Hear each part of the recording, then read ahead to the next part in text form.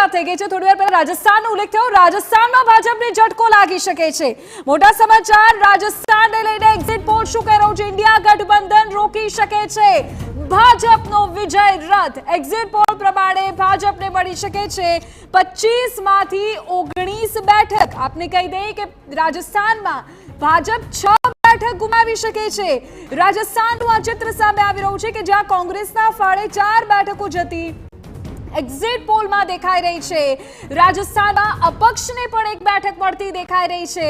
તો આ મોટા સમાચાર રાજસ્થાનને લઈને 2023 વિધાનસભામાં જીત છતાં ભાજપને નુકસાન થતું અત્યારે એક્ઝિટ પોલમાં દેખાઈ રહ્યું છે। આંતરિક અસંતોષ, ઉમેદવારોની પસંદગી, આ તમામ મુદ્દાઓ એનડીએ, ઇન્ડિયા અને અધર્સ આપ જુઓ ટેલી આપની સ્ક્રીન પર છે, આંકડાઓ આપની સ્ક્રીન પર છે।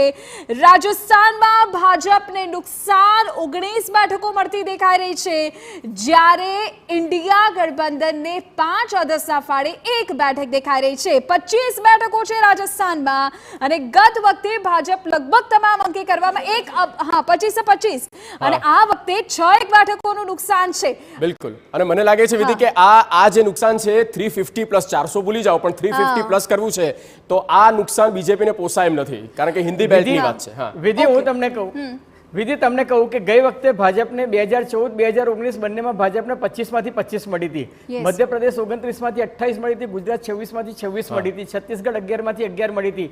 આ વખતે રાજસ્થાન, હું તમને જે સમજાવવા માંગતો હતો કે દિલ્હી, હરિયાણા અને આખો જે જાટ બેલ્ટ છે એનું તમને નુકસાન તમને ઉત્તર પ્રદેશમાં પણ જોવા મળશે। હેમા માલિની વાળો જે વિસ્તાર છે તે, અને એટલે જ ભારત સરકારે ચૌધરી ચરણસિંહને ભારત રત્ન આપી દીધું હતું। એ આપવા પાછળનું કારણ એ જ હતું કે જાટ વોટોને જીતી શકાય, પણ એમાં તમે જુઓ 48% 47% જ ફાયદો થયો છે।